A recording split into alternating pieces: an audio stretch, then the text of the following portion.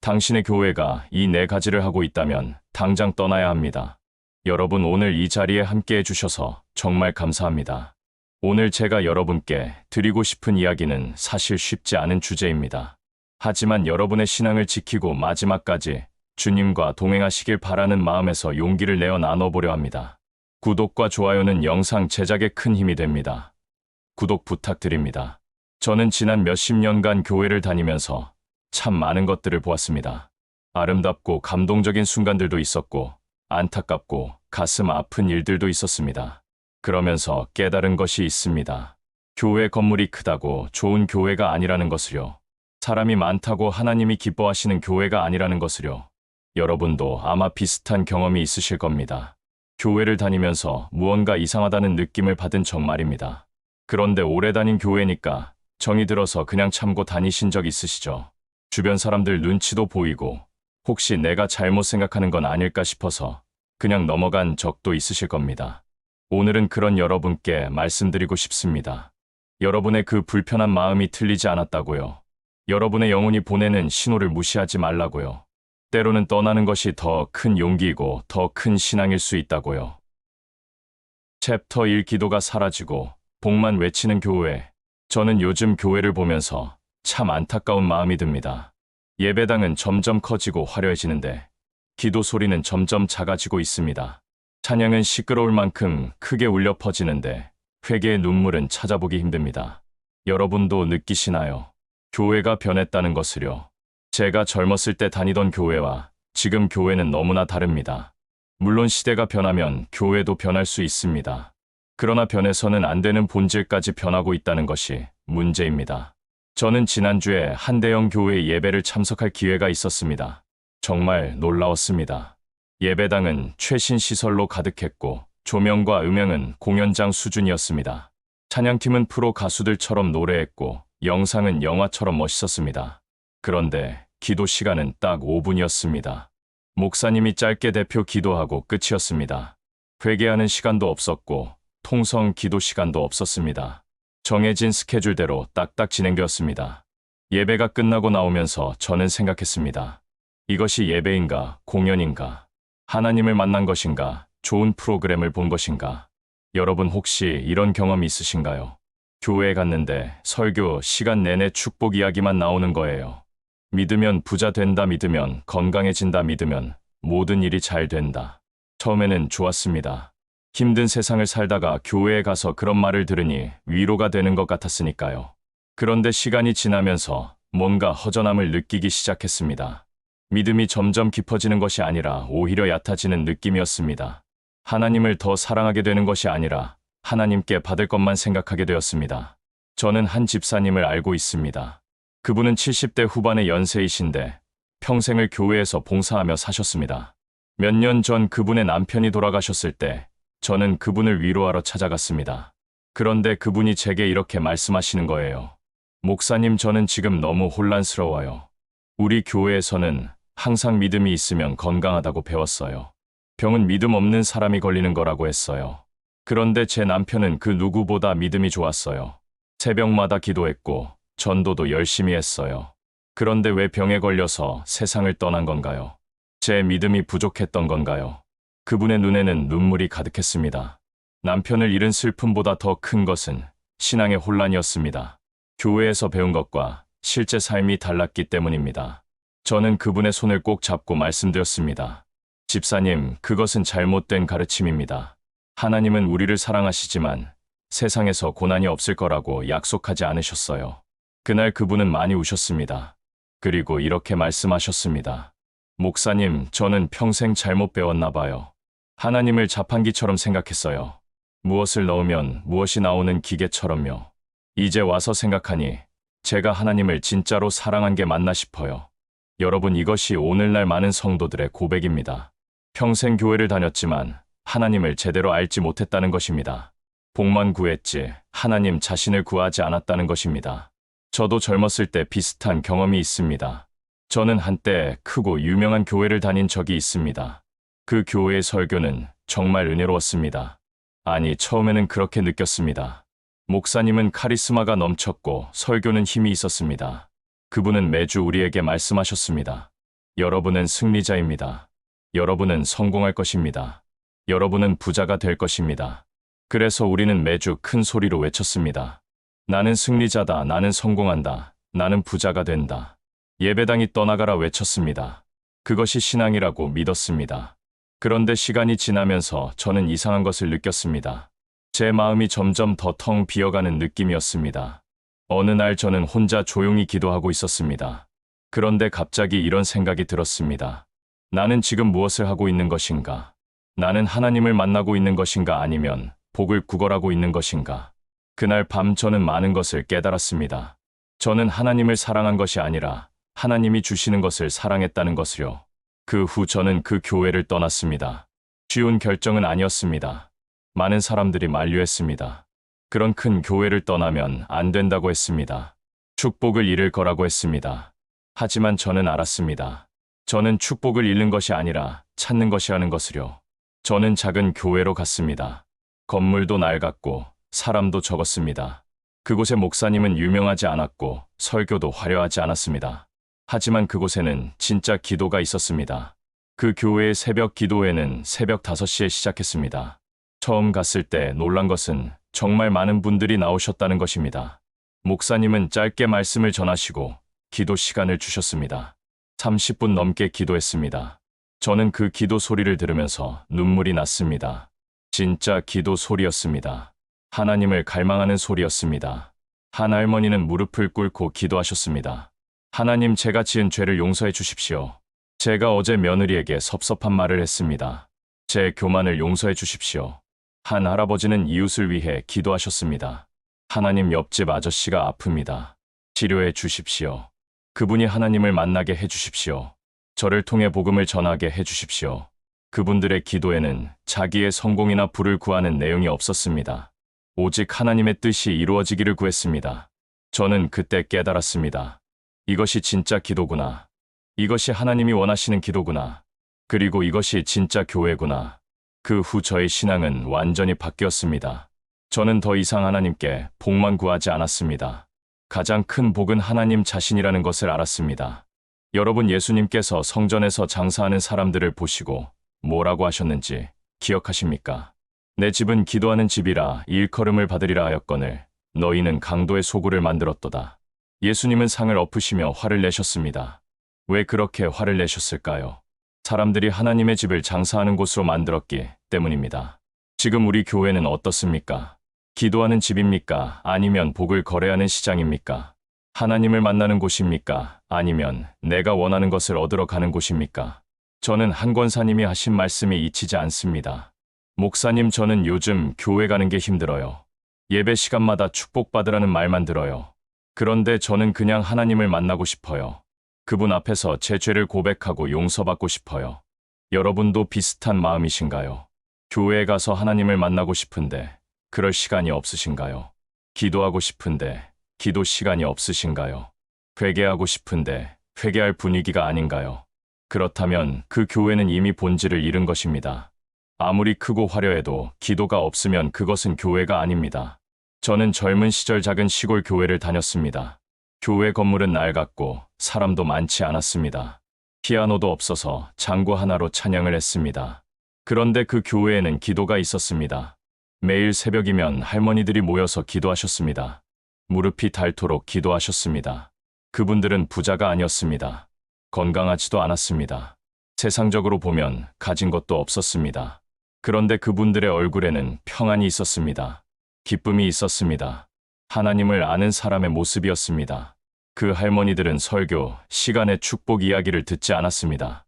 오히려 회개하라는 말씀을 들었습니다. 십자가를 지라는 말씀을 들었습니다. 그런데도 그분들은 기뻐하며 교회에 나왔습니다. 왜냐하면 그곳에서 하나님을 만났기 때문입니다. 한 장로님이 제게 이런 이야기를 하셨습니다. 그분은 젊었을 때 사업에 성공해서 돈을 많이 버셨답니다. 교회에서도 인정받고 존경받는 분이셨습니다. 그런데 나이가 들고 건강이 나빠지고 사업도 어려워지면서 깨달은 것이 있답니다. 그분이 말씀하셨습니다. 내가 평생 복 받으려고 교회를 다녔는데 정작 하나님은 몰랐어요. 헌금도 많이 하고 봉사도 많이 했지만 그것은 복을 받기 위한 거래였어요. 이제 나이 들어 죽음을 앞두고 생각해보니 허무해요. 여러분, 복음은 복 받는 이야기가 아닙니다. 복음은 죄인이 구원받는 이야기입니다. 우리가 얼마나 큰 죄인이었는지, 예수님이 우리를 위해 어떻게 죽으셨는지, 그 은혜가 얼마나 큰지, 이것이 복음입니다. 그런데 요즘 교회는 이런 복음을 전하지 않습니다. 십자가 이야기는 무겁다고 합니다. 죄 이야기는 부담스럽다고 합니다. 그래서 밝고 긍정적인 이야기만 합니다. 그런데 이것은 복음이 아닙니다. 이것은 세상의 자기계발 강의와 다를 바가 없습니다. 교회에 가나 세상에 가나 듣는 이야기가 똑같습니다. 그러면 왜 교회에 가야 합니까? 저는 가끔 이런 생각을 합니다. 우리가 초대교회로 돌아가야 하는 것은 아닌가? 초대교회는 건물도 없었고, 돈도 없었고, 권력도 없었습니다. 오히려 핍박을 받았습니다. 그런데 그들에게는 무엇이 있었습니까? 기도가 있었습니다. 초대교회 성도들은 항상 기도했습니다. 베드로와 요한이 잡혀갔을 때 교회는 밤새 기도했습니다. 중요한 결정을 할 때 금식하며 기도했습니다. 그래서 어떻게 되었습니까? 성령님이 임하셨습니다. 병자가 고침을 받았습니다. 복음이 온 세상에 전파되었습니다. 이것이 진짜 부흥입니다. 여러분의 교회는 어떻습니까? 여러분의 교회에는 기도가 있습니까? 사람들이 하나님을 만나고 있습니까? 만약 여러분의 교회가 기도를 잃어버렸다면, 만약 축복만 외치고 있다면, 그 교회는 이미 본질을 잃은 것입니다. 그렇다면 어떻게 해야 할까요? 먼저 목사님께 말씀드려 보십시오. 교회가 기도의 집으로 돌아가야 한다고 말씀드려 보십시오. 그런데 만약 변화가 없다면, 만약 계속 복만 외치고 기도는 사라진다면, 그때는 결단해야 합니다. 여러분의 영혼을 지키기 위해 떠나야 할 수도 있습니다. 이것은 배신이 아닙니다. 이것은 신앙을 지키는 것입니다. 교회는 건물이 아닙니다. 교회는 사람들입니다. 하나님을 예배하고 기도하는 사람들의 모임입니다. 진짜 신앙은 하나님을 아는 것입니다. 하나님을 사랑하는 것입니다. 하나님과 동행하는 것입니다. 세상의 복은 덤으로 따라오는 것입니다. 하나님은 지금도 기도하는 교회를 찾고 계십니다. 화려한 건물이 아니라 무릎 꿇는 성도들을 찾고 계십니다. 여러분이 그런 교회를 찾으시기를 바랍니다. 여러분이 그런 신앙을 회복하시기를 바랍니다. 세상과 타협하며 진리를 포기하는 교회. 여러분, 저는 오랫동안 신앙생활을 하면서 많은 변화를 보았습니다. 교회의 모습도 많이 달라졌고 사람들의 신앙도 많이 변했습니다. 어떤 변화는 좋았습니다. 그런데 어떤 변화는 정말 안타까웠습니다. 그 중에서 가장 안타까운 것이 무엇인지 아십니까? 교회가 점점 세상을 닮아가고 있다는 것입니다. 교회가 세상을 변화시켜야 하는데 오히려 세상이 교회를 변화시키고 있습니다. 교회가 세상의 빛과 소금이 되어야 하는데 오히려 세상의 어둠에 물들어가고 있습니다. 저는 젊었을 때 교회와 세상이 확실히 달랐던 것을 기억합니다. 교회에 가면 세상과 다른 가치관을 배웠습니다. 세상에서는 성공과 돈과 명예를 추구하지만 교회에서는 겸손과 섬김과 희생을 배웠습니다. 세상에서는 자기를 높이라고 하지만 교회에서는 자기를 낮추라고 했습니다. 그런데 요즘은 어떻습니까? 교회에서 듣는 이야기와 세상에서 듣는 이야기가 비슷합니다. 자존감을 높이라, 꿈을 크게 가지라, 당당하게 살아라. 이것만 있으면 문제입니다. 한 집사님이 제게 이런 이야기를 하셨습니다. 아들이 교회 청년부에 다니는데 청년부 모임에 가면 세상 직장인들 모임과 다를 바가 없대요. 비전을 이야기하고 성공을 이야기하고 자기 개발을 이야기한대요. 성경 공부 시간도 있긴 한데 그것도 성공하는 법을 성경에서 찾는 거래요. 그 집사님이 말씀하셨습니다. 그게 신앙 공부인가요? 자기 개발 공부인가요? 정말 그렇습니다. 요즘 교회는 점점 세상의 기관들과 비슷해지고 있습니다. 교회가 학교처럼 되고 교회가 회사처럼 되고 교회가 문화센터처럼 되고 있습니다. 물론 프로그램이 다양하고 활동이 많은 것이 나쁜 것은 아닙니다.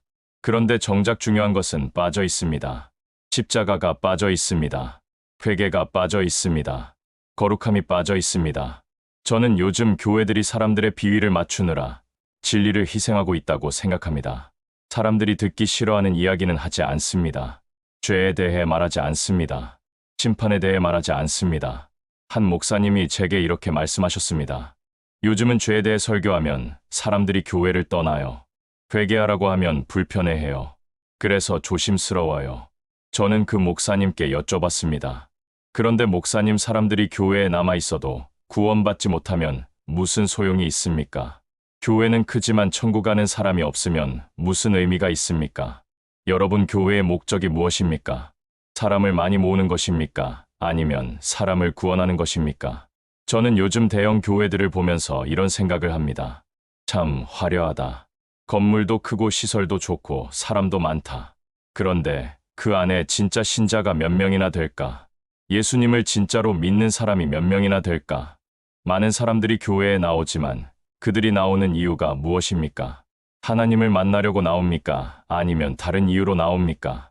어떤 사람은 사업 때문에 나오고, 어떤 사람은 인맥 때문에 나오고, 어떤 사람은 그냥 습관으로 나옵니다. 한 권사님이 이런 이야기를 하셨습니다. 우리 교회에 사업하시는 분들이 많은데 그분들은 예배 끝나면 바로 명함 교환을 해요. 서로 사업 이야기를 해요. 교회가 친목 모임이나 다름없어요. 물론 성도들끼리 친하게 지내는 것은 좋습니다. 서로 돕고 사는 것은 아름다운 일입니다. 그런데 그것이 전부가 되면 안 됩니다. 교회의 목적은 친목이 아니라 예배입니다. 하나님을 만나는 것입니다. 요즘 교회들은 세상 사람들이 좋아하는 것들을 많이 가져옵니다. 좋은 음악, 멋진 영상, 화려한 무대. 예배당이 점점 공연장 같아집니다. 저도 좋은 음악을 좋아합니다. 은혜로운 찬양을 좋아합니다. 그런데 그것이 목적이 되면 안 됩니다. 찬양은 하나님께 드리는 것이지 사람들을 즐겁게 하는 것이 아닙니다. 예배는 하나님께 집중하는 시간이지 공연을 보는 시간이 아닙니다. 한 청년이 이런 말을 했습니다. 교회 찬양팀에 들어가려면 오디션을 봐야 해요. 실력이 있어야 해요. 그런데 신앙은 안 봐요. 노래만 잘하면 돼요. 정말 이상합니다. 찬양팀은 예배를 인도하는 사람들입니다. 성도들을 하나님 앞으로 이끄는 사람들입니다.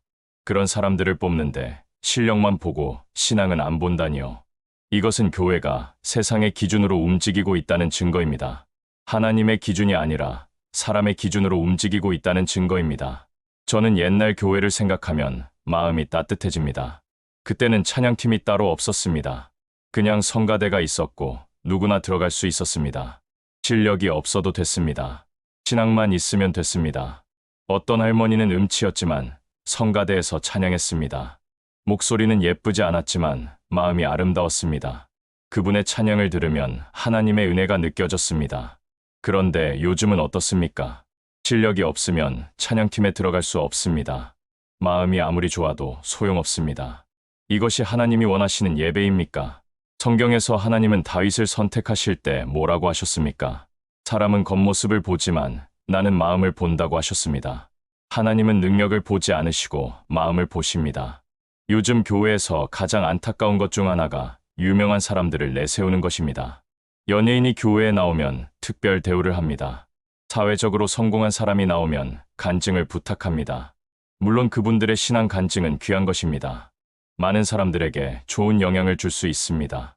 그런데 문제는 그것이 마치 신앙의 모범인 것처럼 포장된다는 것입니다. 한 집사님이 이런 이야기를 하셨습니다. 우리 교회에 유명한 연예인이 다니는데 그분이 나올 때마다 사람들이 사진 찍으려고 난리예요. 그분 때문에 교회 나온다는 사람들도 있어요. 맞지 않습니다.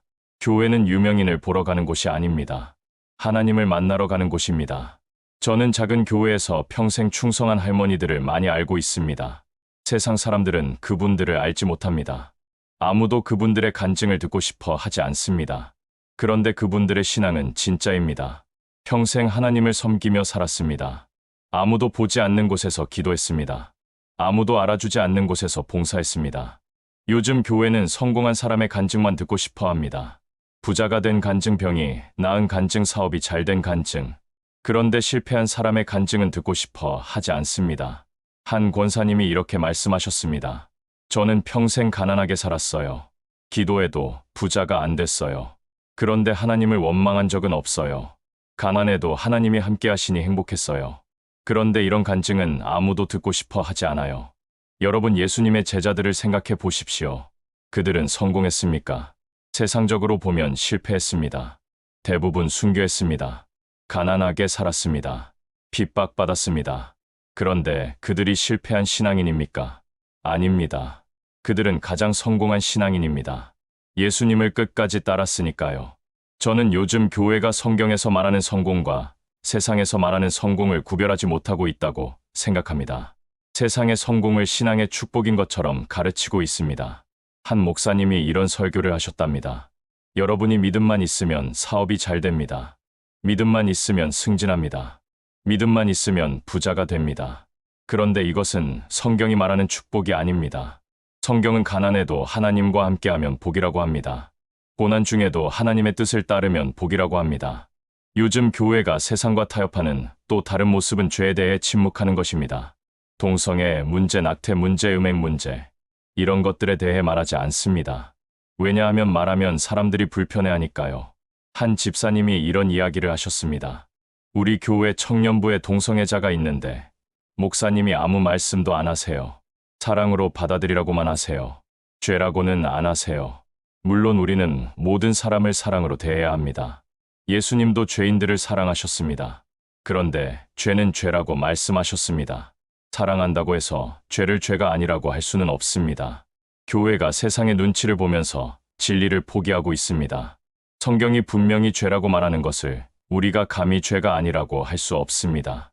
저는 옛날 교회에서는 죄에 대해 분명하게 말했던 것을 기억합니다. 물론 사랑으로 말했습니다. 정죄하지 않았습니다. 그러나 죄는 죄라고 분명히 말했습니다. 회개하라고 말했습니다. 그래서 사람들이 회개했습니다. 변화되었습니다. 새로운 삶을 살았습니다. 이것이 복음의 능력입니다. 죄를 죄라고 말하고 회개로 이끄는 것이 복음입니다. 그런데 요즘은 어떻습니까? 죄를 죄라고 말하지 않습니다. 그냥 있는 그대로 받아들이라고만 합니다. 판단하지 말라고만 합니다. 한 권사님이 이렇게 말씀하셨습니다. 요즘 젊은 사람들 보면 교회 다니는 사람이나 안 다니는 사람이나 별 차이가 없어요. 똑같이 살아요. 똑같이 말해요. 똑같이 행동해요. 정말 그렇습니다. 교회가 세상과 타협하면서 크리스천의 정체성이 사라지고 있습니다. 거룩함이 사라지고 있습니다. 구별됨이 사라지고 있습니다. 성경은 우리에게 거룩하라고 명령합니다. 세상과 구별되라고 합니다. 이것은 세상을 떠나라는 말이 아닙니다. 세상 속에 살되 세상의 방식대로 살지 말라는 것입니다. 그런데 우리는 어떻게 하고 있습니까? 세상 사람들과 똑같이 살고 있습니다. 똑같은 것을 추구하고 똑같은 방식으로 행동하고 똑같은 가치관을 가지고 있습니다. 저는 젊었을 때 교회 다니는 사람은 달랐습니다. 말이 달랐습니다. 행동이 달랐습니다. 살아가는 방식이 달랐습니다. 그래서 사람들이 알아봤습니다. 저 사람은 교회 다니는 사람이구나. 그런데 요즘은 모릅니다. 교회 다닌다고 말하기 전에는 알 수가 없습니다. 한 집사님이 회사에서 이런 경험을 하셨답니다. 동료가 욕을 하면서 이야기를 하는데 집사님도 자연스럽게 같이 욕을 했답니다. 그리고 나중에 깨달았답니다. 내가 지금 뭘 한 거지? 나는 크리스천인데. 이것이 오늘날 크리스천의 모습입니다. 자기가 크리스천인지도 까먹고 삽니다. 주일에만 교회 가고 나머지 날은 세상 사람처럼 삽니다. 여러분, 이것이 정상입니까? 이것이 하나님이 원하시는 모습입니까? 아닙니다. 하나님은 우리가 세상의 빛이 되기를 원하십니다. 세상의 소금이 되기를 원하십니다. 빛은 어둠을 밝힙니다. 소금은 맛을 냅니다. 그런데 빛이 어둠과 똑같으면 무슨 소용입니까? 교회가 세상과 타협하면서 우리는 빛과 소금의 역할을 잃어버렸습니다. 이제 우리는 세상을 변화시키지 못합니다. 오히려 세상이 우리를 변화시키고 있습니다. 여러분의 교회는 어떻습니까? 여러분의 교회는 세상에 타협하고 있지 않습니까? 듣기 좋은 말만 하고 진리는 숨기고 있지 않습니까? 만약 그렇다면 그 교회는 더 이상 하나님의 교회가 아닙니다. 그것은 세상의 기관일 뿐입니다. 진짜 교회는 세상과 다릅니다. 진짜 교회는 진리를 타협하지 않습니다. 사람들이 싫어해도 하나님의 말씀을 전합니다. 여러분, 교회를 선택할 때 크기를 보지 마십시오. 프로그램을 보지 마십시오. 그곳에서 진리를 전하는지 보십시오. 사람을 높이고 하나님을 낮추는 교회. 여러분, 오늘 세 번째로 말씀드릴 내용은 아마 가장 민감한 주제일 것입니다. 그러나 꼭 나눠야 할 이야기입니다. 바로 목사님을 우상처럼 섬기는 교회에 대한 이야기입니다. 저도 목회자입니다. 그래서 이 이야기를 하는 것이 조심스럽습니다. 혹시 오해하실까봐 걱정도 됩니다. 그러나 진실을 말씀드려야 여러분의 신앙을 지킬 수 있습니다. 요즘 교회를 보면 목사님이 너무 높은 자리에 계십니다. 마치 하나님과 성도들 사이의 중보자처럼 되어버렸습니다. 성도들은 목사님을 통해서만 하나님을 만날 수 있다고 생각합니다. 한 권사님이 이런 이야기를 하셨습니다. 우리 교회 목사님은 정말 대단하세요. 설교도 잘하시고, 기도도 잘하시고, 모든 것을 다 아세요. 그분이 하시는 말씀은 다 하나님의 음성이에요. 이 말을 듣는데 제 마음이 불편했습니다. 물론 목사님을 존경하는 것은 좋습니다. 하나님의 종을 귀하게 여기는 것은 당연합니다. 그러나 그것이 지나치면 우상숭배가 됩니다. 목사님도 사람입니다. 실수도 하고 잘못도 합니다. 완벽하지 않습니다. 그런데 어떤 교회에서는 목사님을 완벽한 사람처럼 떠받듭니다. 저는 오랫동안 목회를 하면서 많은 목회자들을 만났습니다. 훌륭한 분들도 계셨고 안타까운 분들도 계셨습니다. 그런데 한 가지 깨달은 것이 있습니다.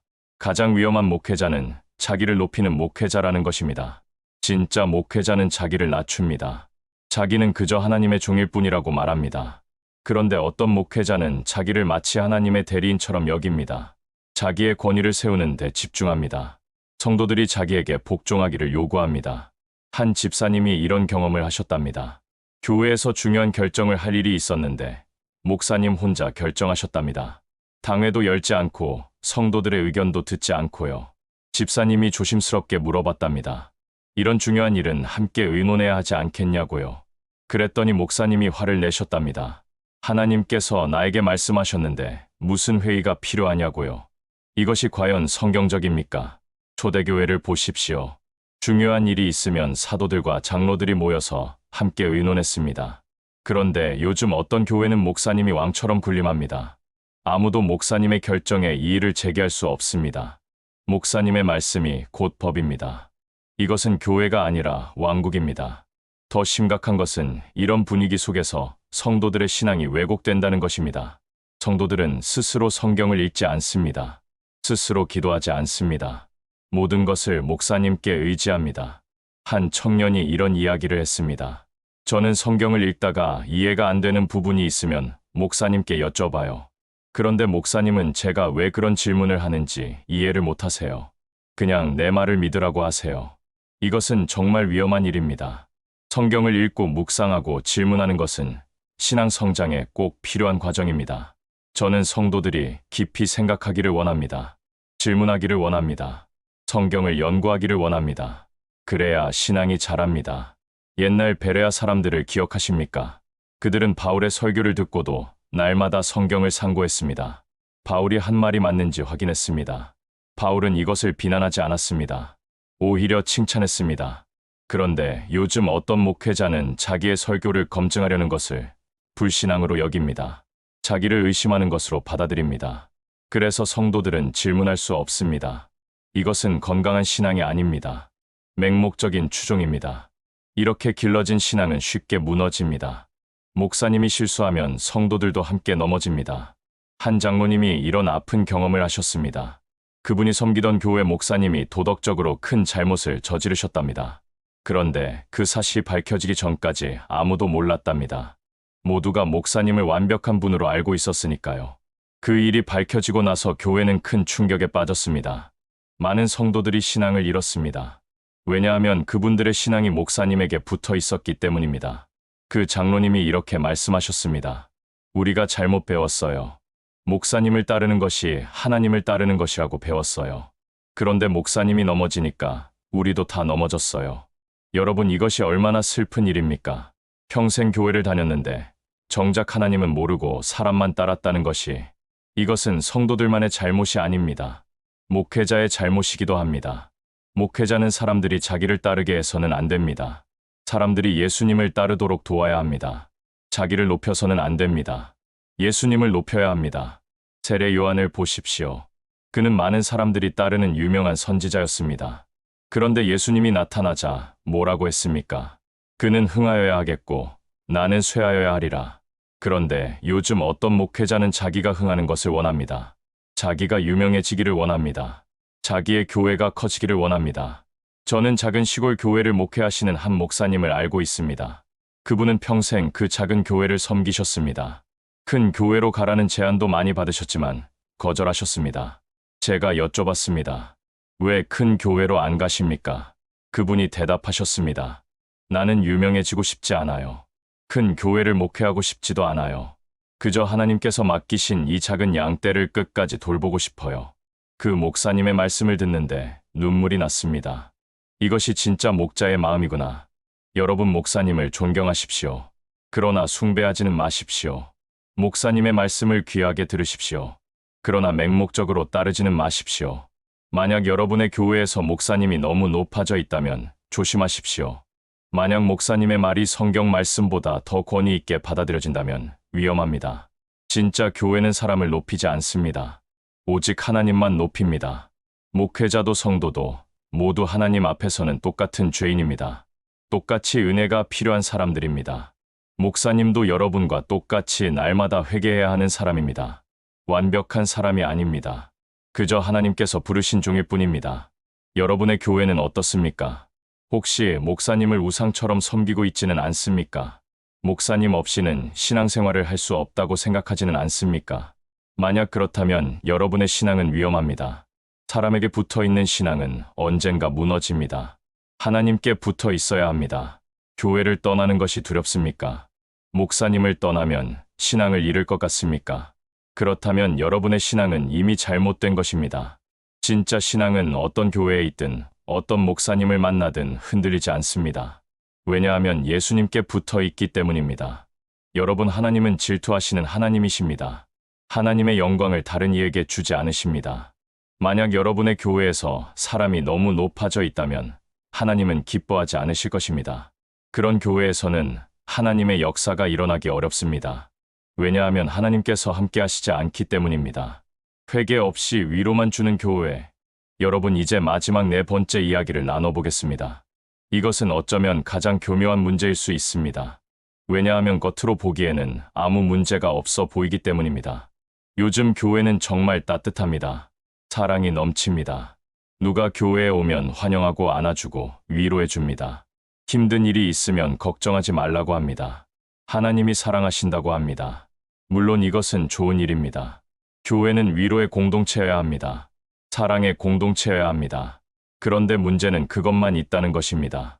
회개가 없습니다. 죄에 대한 깨달음이 없습니다. 한 청년이 제게 이런 이야기를 했습니다. 저는 잘못된 연애를 하고 있었어요. 성경적이지 않은 관계였어요. 그런데 교회 리더에게 상담을 받으러 갔더니 그분이 뭐라고 하시는지 아세요? 괜찮아, 하나님은 너를 사랑하셔. 내가 행복하면 돼.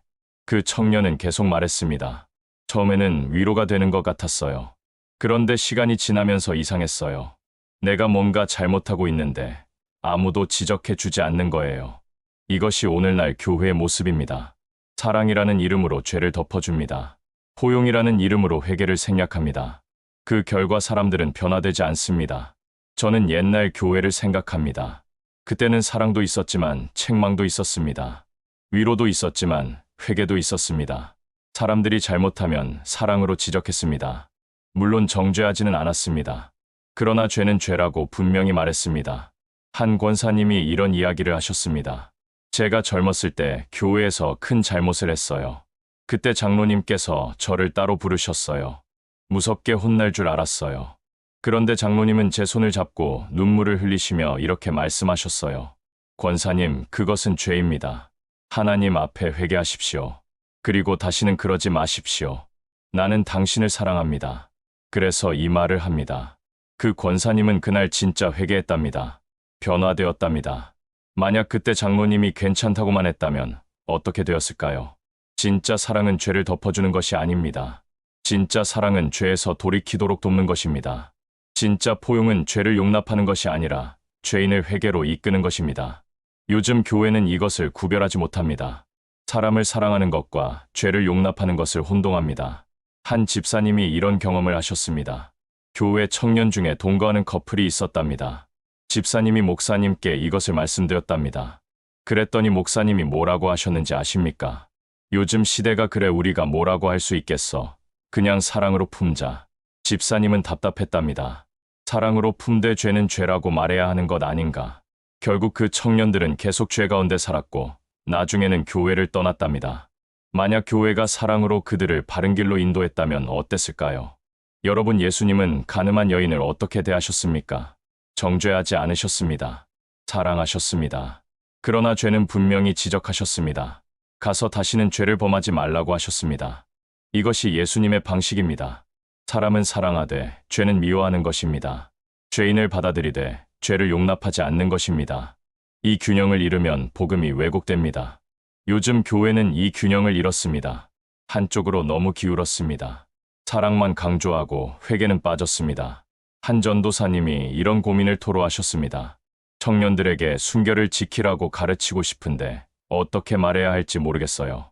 예전처럼 말하면 구시대적이라고 할 것 같고 판단한다고 할 것 같아요. 이것이 오늘날 교회 지도자들의 고민입니다. 진리를 말하고 싶은데 말하기가 두렵습니다.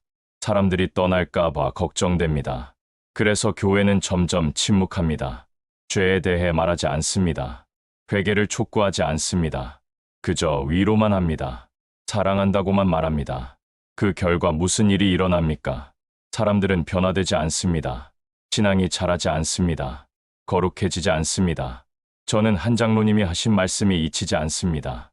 요즘 청년들을 보면 10년 교회를 다녀도 10년 전과 똑같아요. 변한 게 없어요. 정말 그렇습니다. 교회가 사람을 변화시키지 못하고 있습니다. 왜냐하면 회개가 없기 때문입니다. 회개 없이는 변화가 없습니다. 성경을 보십시오. 예수님의 첫 설교가 무엇이었습니까? 회개하라, 천국이 가까이 왔느니라. 세례 요한의 메시지는 무엇이었습니까? 회개하라. 사도들의 설교는 무엇이었습니까? 회개하고 예수를 믿으라. 회개는 복음의 시작입니다. 회개 없는 복음은 복음이 아닙니다. 그런데 요즘 교회는 회개를 빼버렸습니다. 불편하다는 이유로, 어둡다는 이유로, 부정적이라는 이유로. 한 권사님이 이렇게 말씀하셨습니다. 요즘 설교를 들으면 기분은 좋아요. 힐링이 돼요. 그런데 뭔가 부족해요. 제 마음이 편해지긴 하는데 깨끗해지진 않아요. 위로는 받는데 변화는 안 돼요. 정확한 표현입니다. 위로만 있고 변화가 없습니다. 왜냐하면 회개가 없기 때문입니다. 물론 하나님은 우리를 사랑하십니다. 이것은 진리입니다. 그러나 그 사랑은 값없는 사랑이 아닙니다. 예수님께서 십자가에서 돌아가심으로 얻어진 사랑입니다. 그러므로 하나님의 사랑을 말하려면 먼저 우리의 죄를 말해야 합니다. 우리가 얼마나 큰 죄인인지, 예수님께서 왜 십자가에서 죽으셔야 했는지, 이것을 빼놓고 사랑만 말하면 그것은 값싼 은혜가 됩니다. 요즘 교회는 값싼 은혜를 나눠주고 있습니다. 회개하지 않아도 용서받는다고 합니다. 변화하지 않아도 구원받는다고 합니다. 한 집사님이 이런 이야기를 하셨습니다. 저는 오랫동안 교회를 다녔지만 제대로 회개해 본 적이 없어요. 눈물 흘리며 제 죄를 고백해 본 적이 없어요. 왜냐하면 교회에서 그런 것을 안 가르쳐 줬거든요. 이것은 정말 안타까운 일입니다. 평생 교회를 다녔는데 회개를 모른다니. 여러분, 우리는 모두 죄인입니다. 날마다 하나님 앞에 회개해야 할 죄인입니다. 이것을 인정하지 않으면 우리는 교만해집니다. 회개는 단지 죄를 고백하는 것이 아닙니다. 회개는 방향을 바꾸는 것입니다. 죄에서 돌이켜 하나님께로 향하는 것입니다. 이것이 진짜 회개입니다. 그리고 이 회개가 있을 때 진짜 변화가 일어납니다. 그런데 요즘 교회는 이 능력을 잃었습니다. 왜냐하면 회개를 가르치지 않기 때문입니다. 그 결과 교회는 크지만 능력이 없습니다. 여러분의 교회는 어떻습니까? 설교 시간에 회개에 대해 듣습니까? 여러분 자신의 죄를 깨닫고 눈물 흘린 적이 있습니까? 만약 여러분의 교회가 회개 없이 위로만 준다면 그 교회는 사람을 진정으로 사랑하는 것이 아닙니다. 오히려 사람을 속이는 것입니다. 진짜 사랑은 사람을 있는 그대로 놔두지 않습니다. 진짜 사랑은 사람이 더 나아지도록 돕습니다. 저는 여러분이 진짜 복음을 경험하시기를 바랍니다. 회개의 눈물을 흘려보시기를 바랍니다. 하나님의 용서를 진짜로 맛보시기를 바랍니다. 만약 여러분의 교회가 이것을 가르치지 않는다면 그런 교회를 찾으시기 바랍니다. 여러분의 영혼이 더 중요합니다. 여러분, 오늘 우리는 4가지 유형의 교회를 살펴봤습니다. 기도 대신 복만 외치는 교회, 세상과 타협하는 교회, 사람을 높이는 교회, 회개 없이 위로만 주는 교회. 혹시 여러분의 교회가 이 중 하나에 해당됩니까? 그렇다면 진지하게 고민해 보시기 바랍니다. 교회를 떠나는 것은 쉬운 결정이 아닙니다. 저도 압니다.